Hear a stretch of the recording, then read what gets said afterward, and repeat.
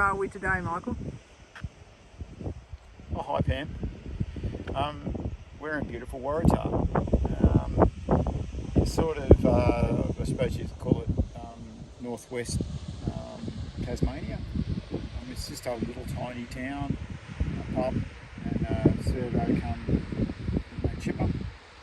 And we've just been going for a walk around. We found these waterfalls. We've never heard of them or seen them, but there was an old tin mine, and Tasmania's first hydroelectric plant was here.